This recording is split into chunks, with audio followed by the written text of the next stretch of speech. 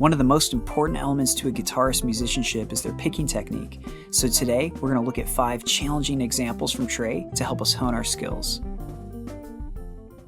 Hey, Chris here. Welcome to the lesson. The first example we're going to get into here is going to be from You Enjoy Myself. And this first one is going to utilize a little bit of a hybrid picking technique where Trey is going to do, actually there's a lot going on in this one. He's going to do some alternate picking where we just follow downs with ups. And then he mixes in a little bit of economy picking, which I'll explain that a little more, but basically it's just a more efficient kind of picking pattern.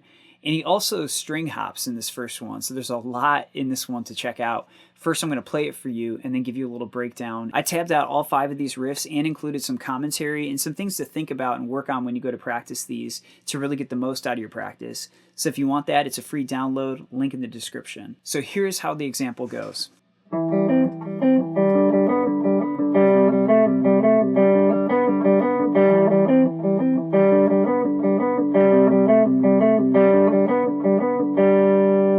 What I'm going to do is kind of change around my angles so you can really see the picking and talk you through what's going on here at a slow pace. So here we go. To start out the pattern, we're going to play a downstroke on the A string. We jump over the D string, still continuing that downward motion, hit the G string open, and then on an upstroke, still on the G string, hit the index finger on the 5th fret. I'd say that's the first little piece to get down that's actually pretty tricky just on its own. So we do a down on A, continue to G on a down, up on G again on the 5th fret. And basically we're just going to do that again anyway. So let me do 2 in a row and then talk you through the end of it. So we go down, down, up, down, down, up. Then we hit the A string with a down, the G string now with an up. So we jump all the way over the D string and the G string in order to do an up. The reason that we do an up there is because it sets us up for another down with the next phrase. Now, if we just stay in this first position that we're going to play in and just loop it, we'd get down, down, up, down, down, up, down, up, down, down, up, down, down, up, down, up. I want to make a really quick point about just the way I'm describing that. When I say down, down in that scenario, it's a tricky thing because we are playing 2 downs technically, but the distinction I want to point out here is it's one smooth motion. We're not doing like a down and then a separate motion for another down. That's a mistake I see some people do when they want to do some of these faster kind of hybrid or economy style picking patterns. They almost reset it and do a little up before the next down. The main point here is to just smoothly keep going with the first downward motion, and it's just that we jump over the D string and time it in such a way that we hit the G string on a down, that same downward motion that we start with. So there's a little momentum to it. So now for the full riff here, what we're going to do is have 3 positions basically. The one that I already showed you where you go 7th fret of A, 5th fret of G, and we go down, down, up, down, down, up, down, up. Slide down, ring finger to the 5th fret of the A string. The middle finger is going to hover over the 4th fret. Picking pattern is going to be exactly the same. Down, down, up, down, down, up, down, up. Then we just do the same exact kind of move, slide down to the 3rd fret of A. Same fingers though, ring finger on the A string, middle finger is going to eventually play G. And we go down, down, up, down, down, up, down, up. Then slide back up to that kind of middle position we were in with the 5th fret of A, 4th fret of G. And we go down, down, up, down, down, up, down, up. Then if we put all of that together at a nice slow pace, we've got 1, 2, ready, and down, down, up, down, down, up, down, up, down, down, up, down, down, up, down, up, down, down, up, down, down, up, down, up, down, down, up, down, down, up, down, up. At a faster tempo, it would be more like this. 1, 2, ready, and.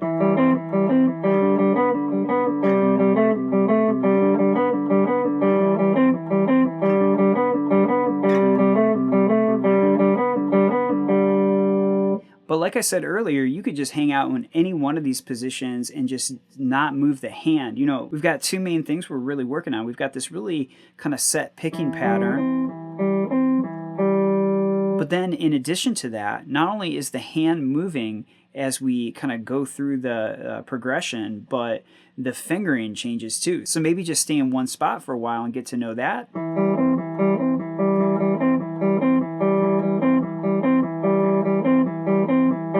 Then move down to another spot, get to know that. And then of course you can get some reps at this third and lowest position. And then eventually put the whole thing together. What I really love about that first one that we're looking at is it really doesn't allow us to get too into autopilot. We get into one kind of pattern and then it kind of changes between that string hopping economy style and then just straight up alternate picking where we're really outside picking and jumping over a string. It's just got a lot to offer in terms of developing our technique and precision. So like I always say with stuff like this, especially if it's a new technique, take it really slowly. But, you know, one thing I'll say about picking stuff like this, especially with economy picking style patterns, and economy picking is just where, you know, if you are moving to a lower string, and I mean lower physically, not pitch-wise. So if I'm going from the low E string to the A string, I would do that on a downstroke, even though alternate picking, if we start with the down, would have us jumping over the A string to do an up on the A string. So economy picking just kind of flips that on its head and says, no, keep the motion going. And a lot of times if you hear a faster, shreddy style sound, you can probably bet that somebody has figured out a way to increase the efficiency of that technique so that they can get more notes, kind of more bang for their buck with their picking. And that's kind of what's happening here in a way. And we're going to have more examples of that later that are a little more shreddy. Hey, I hope you're enjoying the lesson. We're going to get right back to it in just a second. But real quick, if you love fish, if you love improvising and really want to get better at guitar, you've got to check out my online course and community, Elevated Improv. It's made just for you. Just as a quick overview of what's in the course, there are over 180 videos that follow a really well-structured curriculum. We cover everything from mastering the fretboard to different ways to look at scale patterns, chords, arpeggios, modes, ear training, all of the essential stuff that you need to know. In addition to that, we have 2 live Q&A sessions every week so you can get your questions answered, maybe get a little help on a song you're working on. And the best part is you get to hang, learn, and grow with like-minded fans that are in the same boat that just want to get better and love this kind of music. In addition to all that, you also get anything fish related I've ever done. All that's included as well. Click the link below to start your free 7-day trial and see if it's a good fit for you. I hope to see you in there. Now, back to the lesson. The second example I want to share with you guys is from Esther, and it's such a great run, and it's really pretty tricky. But the thing that I think gives this one a little extra challenge, well, there are a couple of things, but one of them right out of the gate is that we don't start at the beginning of the measure. There's a 16th rest on the first beat of the measure, which displaces everything and creates this really beautiful forward motion. I'll kind of explain that as we go. But what we're going to do is this kind of cascading D minor based riff where we gradually get higher, then we go back a little bit, get a little higher, go back a little bit. It's a really cool riff. So here it is. I'm going to play it more at full tempo and then break it down for you. 1, 2, 3, and...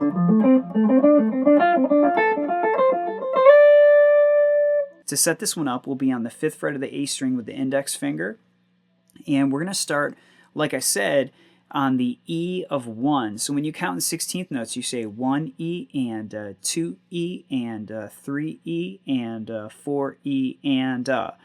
So I'm going to count as I play this, which I really recommend trying. If you're not comfortable counting and playing, it's one of the most underutilized and underdeveloped skills, I think, in musicians in general, not just guitarists. And it's in your best interest to be able to count and play at the same time. So here we go. 1 E and 2 E and 3 E and 4 E and 1 E and 2 E and 3 E and 4 E and there's an interesting connection to make between the pick stroke that we start with and the beat that we're on in the measure. So because we're starting on this really weak kind of syncopated beat in the measure, the E of 1, I would recommend starting with an upstroke on the A string. And what this does is it goes with how I said there was this forward motion happening. It puts all the strong beats on downstrokes, which I think is really important. So here we go. We start on 1 E and 2. Here are the pick strokes. Rest, up, down, down. So beyond the interesting thing rhythmically that's going on here and starting with an up and all that stuff, the other thing that makes this kind of a difficult run is there's going to be some inside picking. And hopefully you can see this on the camera, but inside picking is just, let's say you're in between the D string and the G string. Let's say you pick a downstroke on G and then an up on the D string. See how your pick is having to stay in between the strings. So hopefully you can see that. I'll try to get it really close up.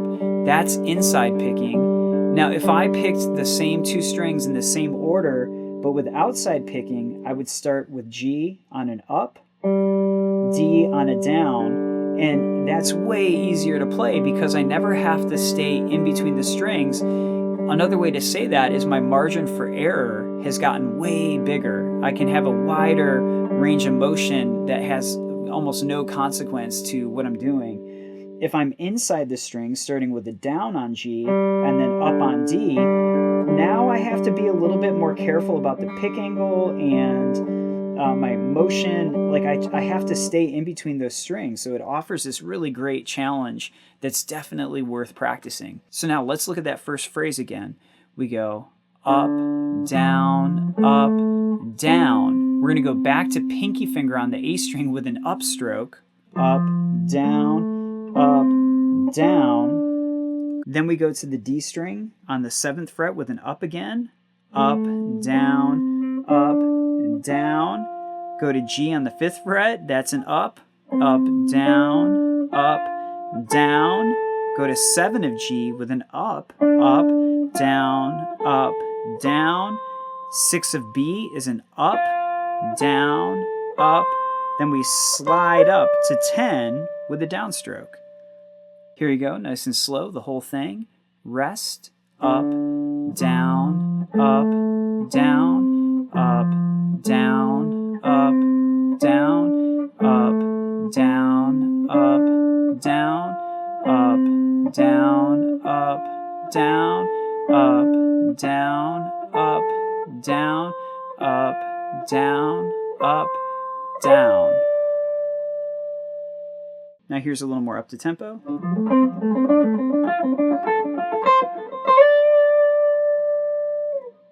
Now for our third example, we're going to do the main riff for taste, and this is an interesting one for a couple different reasons. It's going to really play off of that inside picking that I was just talking about. It's a huge factor in this one, and it's also the first one that's not in 4/4. So this one I would think of as 6/8, and it's really a pretty tricky riff to execute in a really clean way with your picking and not kind of trip over the strings and stuff. So let me talk you through it here. First I'm going to play it and then break it down for you.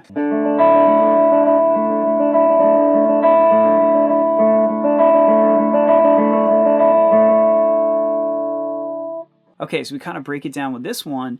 The left hand is actually going to be really, really easy. Just think of a D chord like this, but we're going to lift the middle finger, so it's more of a D sus2. This is a chord Trey really seems to love, and he puts in a lot of songs. Now looking at the right hand in the picking, we're going to start with a downstroke on D. We do an up on G, a down on the B string. We're going to come back to that in a second. An up on E, a down on B, and an up on G.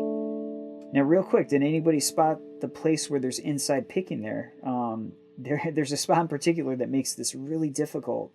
And if you guess between the G and the B string, you'd be right. So if you look at it, the first little bit of it, if all we had to do was stay right here, it'd be pretty straightforward and pretty easy. Outside picking, to me at least, is like infinitely easier than inside picking. So that part's pretty easy in terms of the riff. But then when we go to the next part of the riff, we're doing an up on G and a down on B. So what I would say is just get used to that. Chances are, if you're having a hard time with playing this riff, it's probably because of that little part of it that's the inside picking element. So down, up. We're jumping to the E string, then going B on a down and G on an up. At a nice slow tempo, we've got down, up, down, up, down, up, down, up, down, up, down, just alternate picking. A little faster.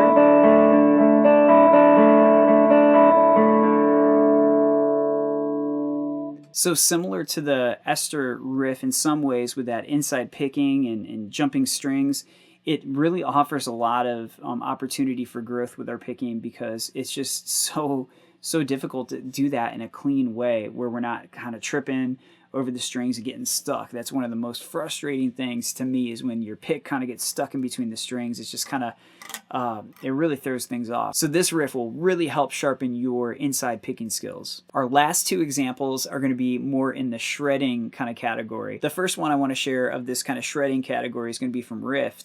And there are a bunch of different spots I could pick, and I might do some other stuff from Riff at some point. But the part I'm choosing is going to go like this. I'll play it first and then talk you through it.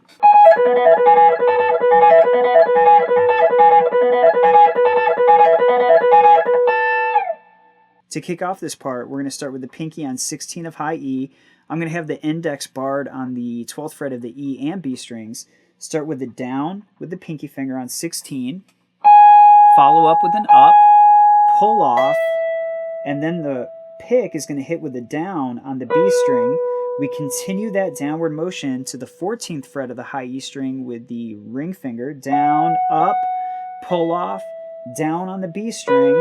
Continue the down to the 16th fret again of high E, down, up, pull off, down on the B string. And then we kind of end this part with 17 of high E string, same picking pattern though, down, up, pull off, down on the B string. To get the hang of this pattern, I recommend not moving the fingers around. Just do one of the positions and get to know it like that. So I'm just going to start with the first part of the phrase. Start with the down, really slowly, up, pull off, down, down, up, pull off, down. I'll do a bunch of reps at one tempo, and then start to speed it up a little bit.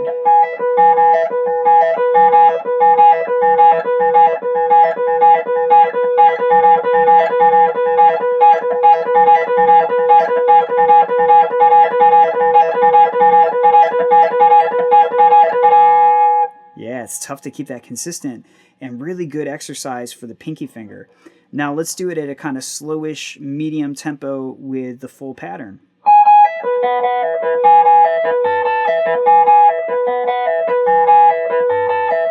So really watch how that right hand has to be coordinated with the timing.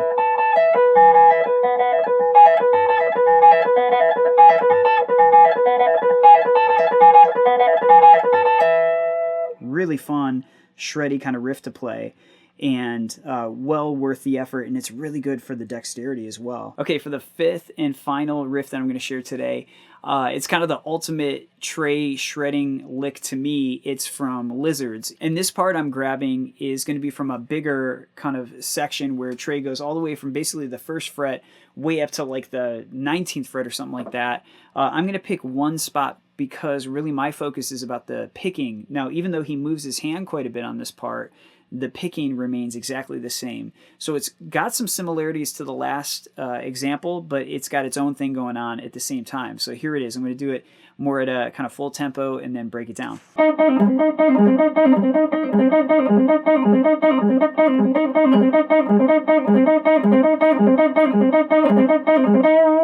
Let's break this one down. So we're going to start with the pinky finger on 8 of G. This time we're going to start with an up. We hit the same note again with an up, pull off to 5 of G. With a downstroke, hit the D string on 6, continue that downward motion to 5 of G again, and then just rinse and repeat. That's going to be the picking pattern the whole time. Up, up, pull off, down, down, up, pull off, down, down. The other thing rhythmically to consider here is these are triplets. So we're actually going triplet, triplet, triplet, triplet, triplet, triplet.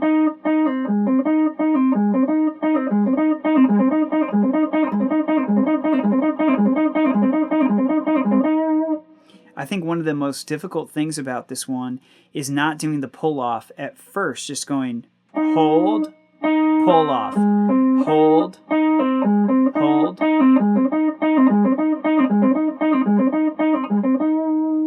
And of course, like I said a little bit ago, that really is going to move around quite a bit. And he really uses two different shapes. He does more of a major shape and a minor triad shape. I'm keeping it the same for this example because, again, it's more about the picking.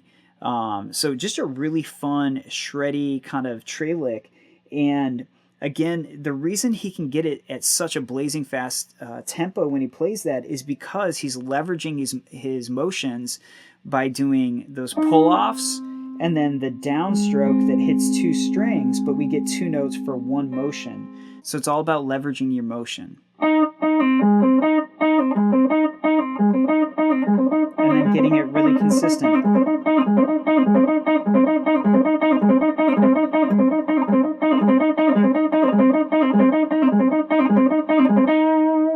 If you're still watching, thank you so much for spending your time with me. I hope you enjoyed that and got something out of it. Don't forget to hit like, subscribe, consider joining the channel and becoming a member, and I'll see you soon. Thanks.